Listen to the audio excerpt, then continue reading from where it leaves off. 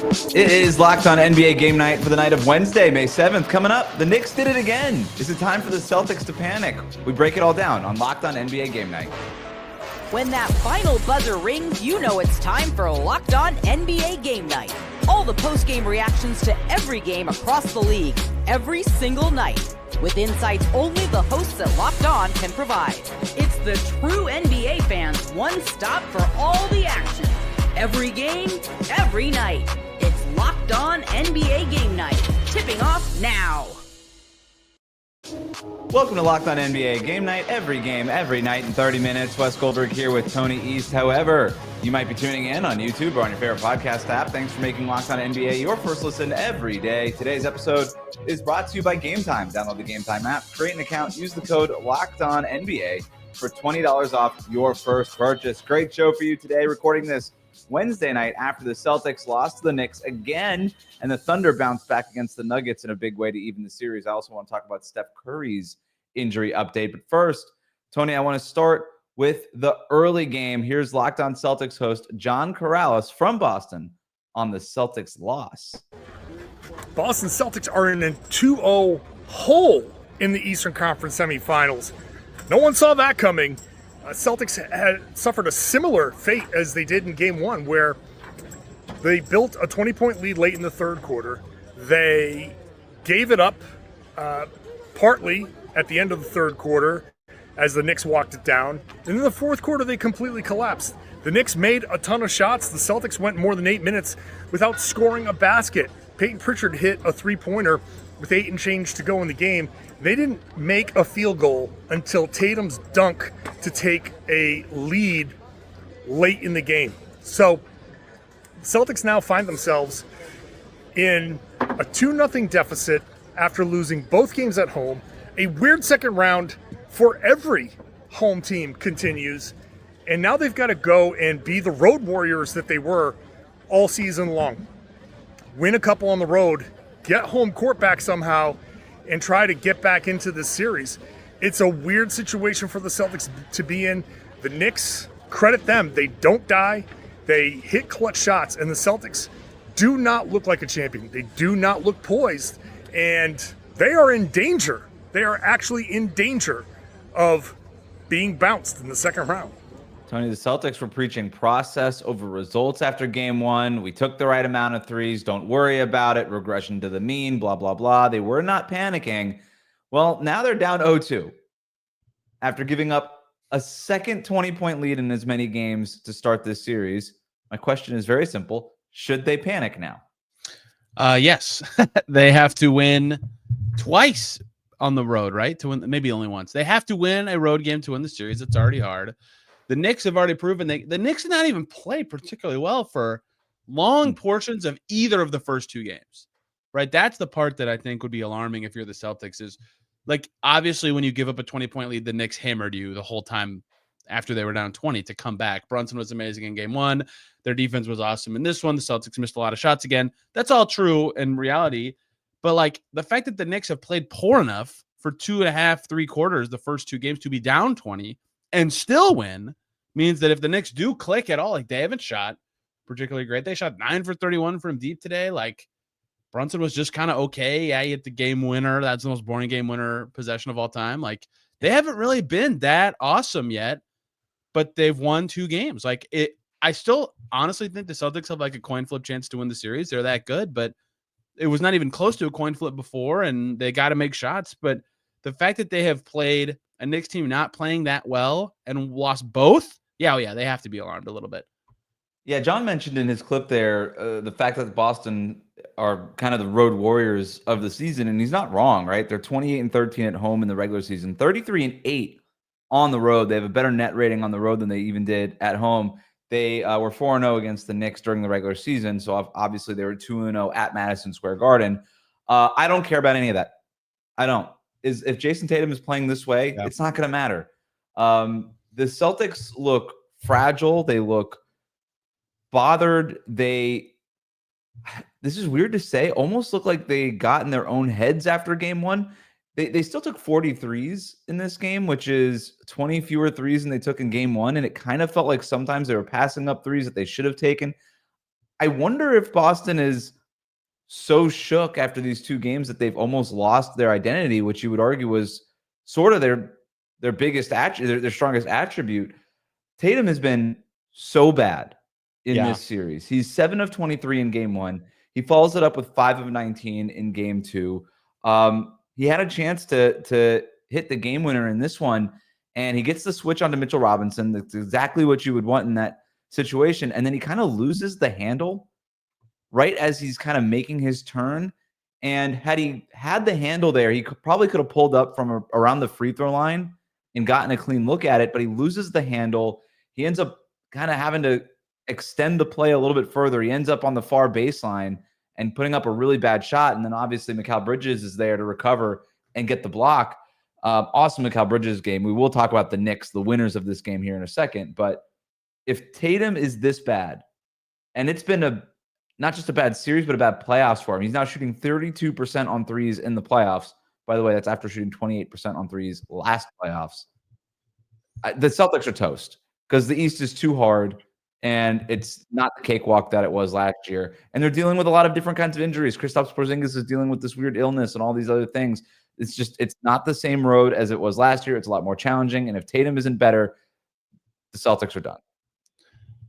Wes, how many Celtics players do you think have made more than one shot total in a fourth quarter of this series so far?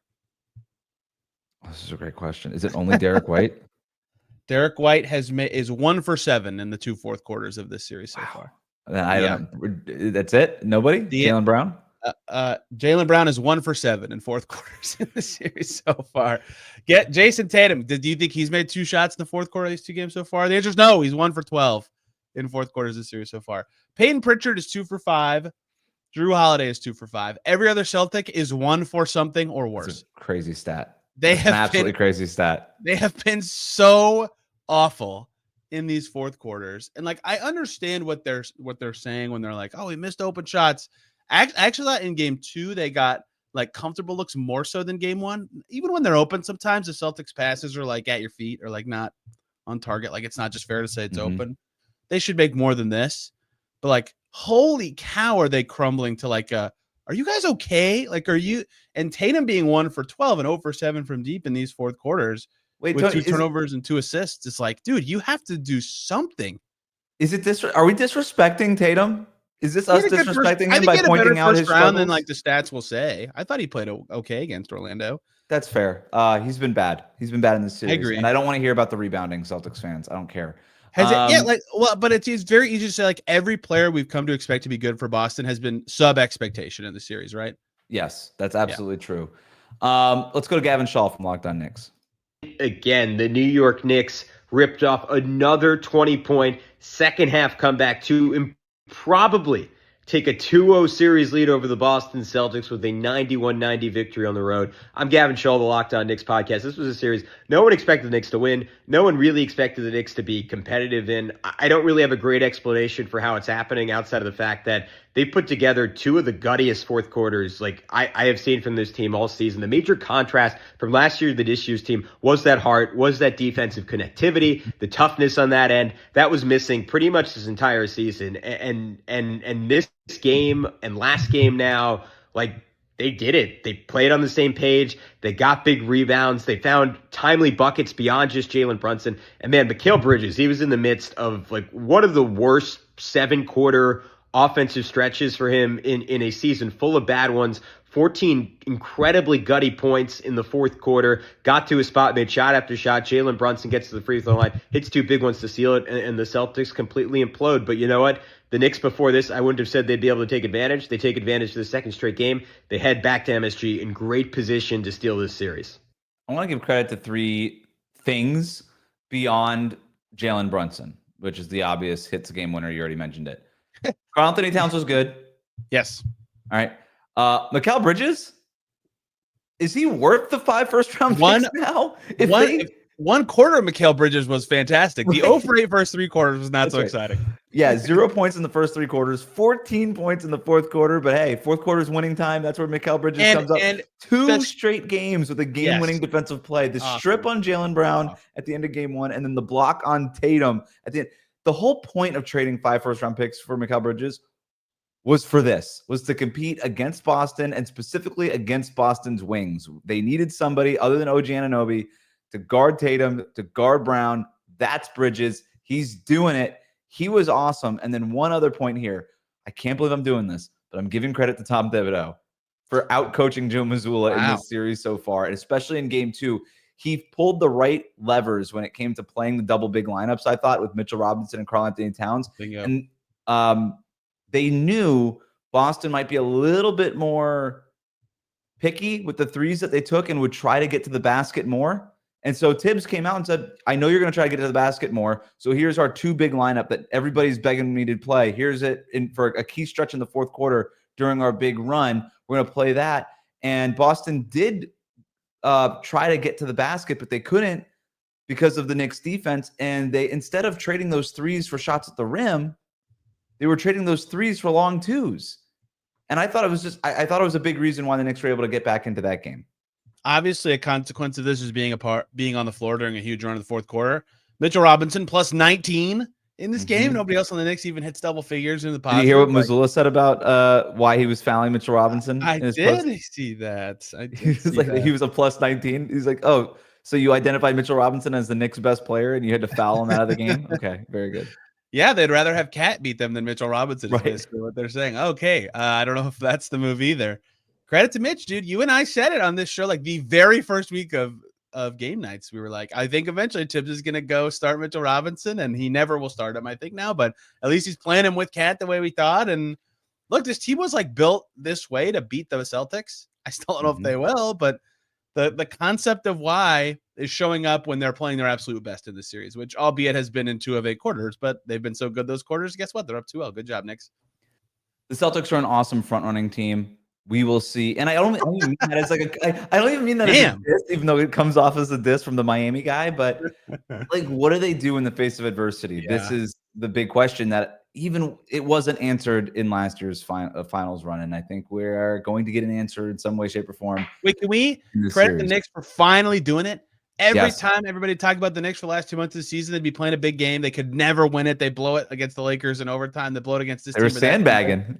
3 if you count the game 6 in Detroit. 3 huge big game wins in a row for the New York Knicks. Look at them go. The Thunder even the series with a blowout over the Nuggets, but should we expect more of game 1 or more of game 2 going forward? We'll talk about that next here on Locked On NBA Game Night.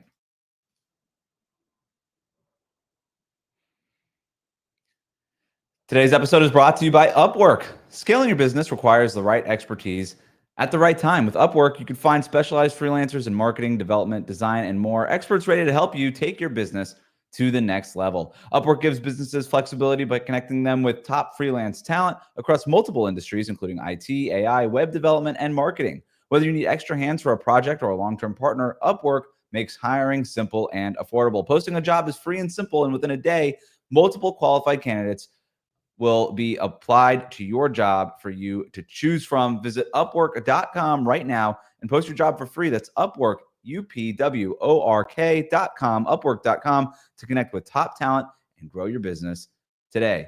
Today's episode is also brought to you by Game Time. There's nothing like the atmosphere of an NBA playoff game. Every bucket, every defensive stop, every moment feels huge. It's electric in the arena, and with Game Time, you can be part of it without the stress of last-minute ticket hunting. Game Time makes it fast and easy to get playoff tickets, even when demand is sky high. Prices on the app actually go down as tip-off gets closer, and their last-minute deals can save you up to 60%. The all-in pricing means no surprise fees at checkout. What you see is what you pay. So take the guesswork out of buying tickets with Game Time. Download the Game Time app, create an account, use the code LOCKEDONNBA for $20 off your first purchase. Terms apply.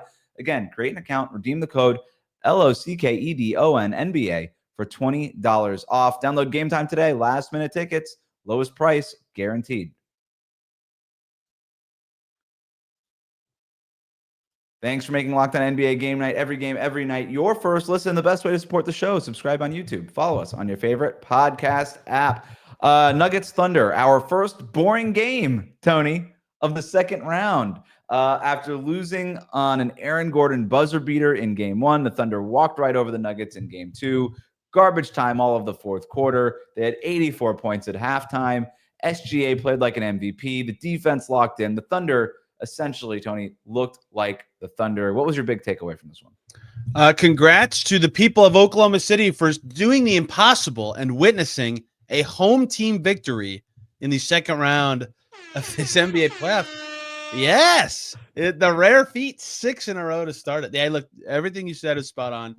Like, this is why everybody thought this might be a short series, because they are like tailor-made well defensively when they start Chet and Ihart together to at least make it hard, not like hard on Jokic. No one makes it hard on Jokic, but be as large and deterring as possible in a way that requires other players to have effective nights to keep up. Hey, look, Jamal Murray's pretty good.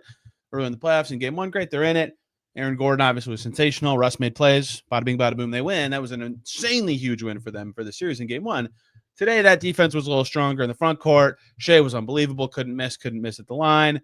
J-Dub was good on both ends of the floor. If he defends really well, they're just an awesome team. Like, everybody was much sharper for the Thunder, and they didn't collapse. It's been a big theme of the second round. His teams just forget how to play late in games. So look at that. You get a big lead, you can't even collapse. I just feel like their style is in the way that they play as a team at their best, especially on defense, makes them so connected. That's why they blew out Memphis without even playing that well on offense at all. And in this game, they had an awesome offensive night, probably their best half-court offensive game of the playoffs, opponent considered, maybe that amazing game 1 against Memphis. They're just impossible to beat when that happens, and I fear that this is very, very plausible to happen again in this series. Yeah, it wasn't even that crazy of a three-point shoot. It was a good three-point shooting game, 44% on their 36 attempts, but it wasn't like one of those outlier, oh my God, I can't believe they shot 56% on threes. But the Nuggets also shot 40%. They did, exactly.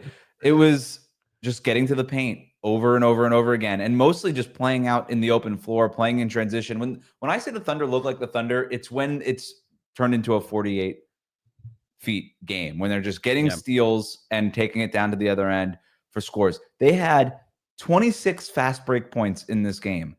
Denver had 5. They had 52 points in the paint. A lot of those just generated again off those fast break layups and dunks. 52 points in the paint. Denver had 28. And here's the thing that really stands out to me beyond just this blowout, because the question of is this series going to look more like game 1 or game 2? It'll probably look more like game 1, right? OKC's not going to roll over Denver every single one of these games.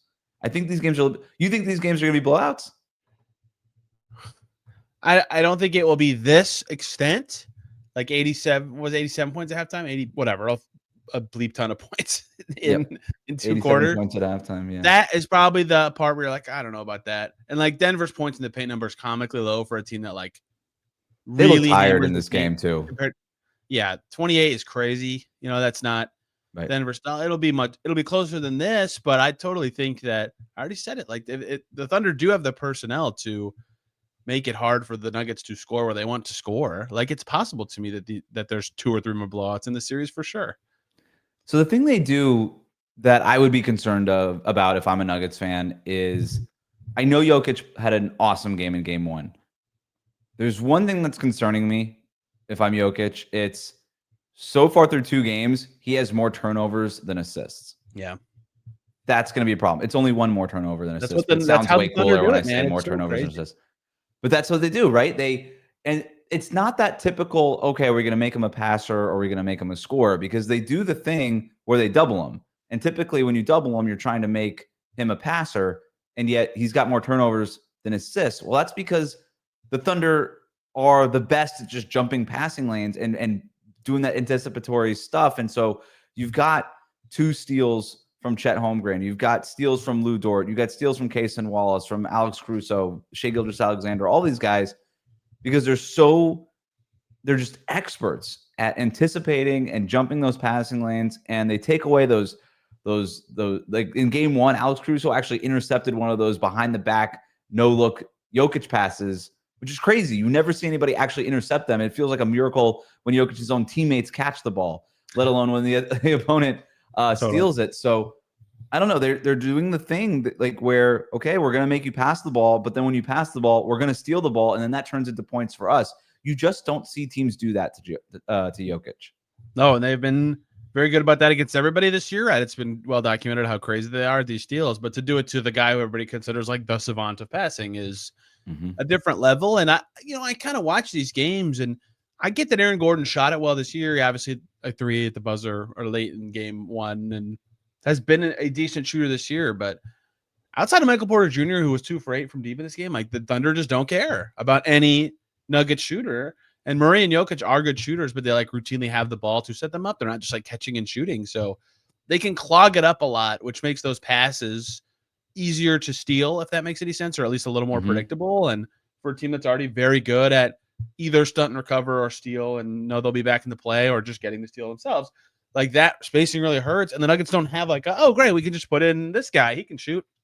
Like, it's so easy for them to do that. And so then the Thunder can play their defenders who are good offensive players. And look at that. Isaiah Joe just goes crazy in this game. Like, they can play him more than they did in the first round. So the Nuggets can't do anything about this, right? They don't have other shooters to fix that problem. And so, yes, they will be better. They won a game in the series. Like, it feels so doomy, but they got smoked. Like, they have a lot to solve. Yeah, the bench got torched in this game too. Awful. I mean, DeAndre Jordan can't play in this series. He was getting smoked in every pick You and can roll. cut those last 3 words from the sentence. The in the series not required. Right, correct. Yes, Not correct. required. Also, preposterous. Plus 51 for Shea. What? He stunk in game 1. He's not going to be that bad in game 1. He was awesome in this game, and he came out like the MVP should come out and say, "Hey, I wasn't good in game 1. Here it is." He set the tone. 11 of 13. He shot 84%. The MVP announcement's coming for game 3 or 4. Comes Thursday night, I think. It's in Denver, right? So Shea better have come out with the heater if he's going to get the trophy on Jokic's floor in 2 days. He can't go in there down 0-2 with 2 stinkers. So good. And for 8 him. assists. And he did. Denver played a zone in a lot of this game, and they played a lot of zone in game 1. And I had the stat: Oklahoma City scored 1.4 points per possession against Denver's zone in game 1. I think it was at least that, probably more here in game 2. I don't have the stat in front of me, but it doesn't work. Adelman, David Adelman, don't use your zone anymore. I understand it theoretically. You want to try to keep Oklahoma City out of the paint and make them shoot threes and stuff like that. But Shea's a zone buster. They also crushed you on rebounds in this game. It's not good. They can't play the zone. Denver can't play the zone. Doesn't work. A lot of teams try to zone Oklahoma City. I get why. They theoretically don't have a lot of shooting. They also just have a lot of good players, and like good players figure out how to get open and break a zone down. People think that the only way to break the zone is to shoot from the outside. The other way to break the zone is to dribble and get into the paint. And all of the Thunder's players can do that. Like, that's their whole thing we're probably just about average shooters from the outside, but we can all dribble, drive, and score and kick and do all that stuff. So our threes are always just going to be a little bit more open than your threes. And that's what happens. Jay Will, probably their worst ball handler who plays, and even he, like for a center, can do stuff with it, right? Like they can get the high-low stuff. They can do a lot. Yeah, I get why they get zoned against a lot because you can't really stop them any other way. But good Denver luck. can at least be like, okay, we handled our business. We split the series in Oklahoma City. That's the job. Huge game 1 win. And you got to rest your starters for the fourth quarter. And on an every other night series, that could be important. They look pretty tired in this one. I think I had this going 6 or 7 games. I still feel pretty good about that. I don't think we're going to get a bunch of blowouts, but I still think as an OKC 5 picker, I am not thrilled about the start to this one.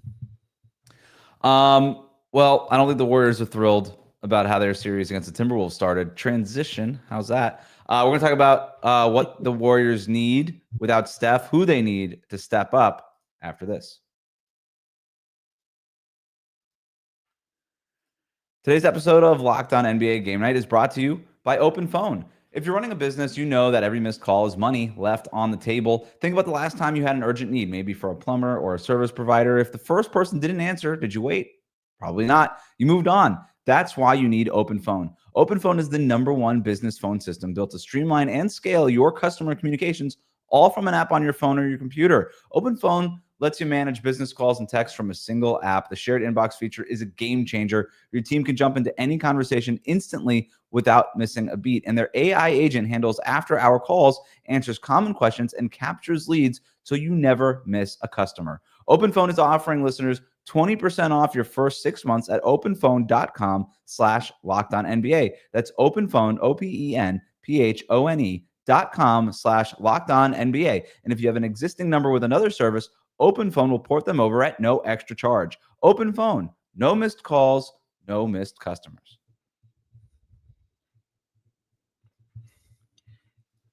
All right, let's jump into the news, the injury news with Steph Curry. He's going to miss at least 1 week after he was diagnosed with a grade 1 left hamstring strain that he suffered in game 1 against the Timberwolves. He's going to miss at least games 2, 3, and 4. It could be more. It could be the entire series. It doesn't sound very optimistic coming out of the Warriors camp.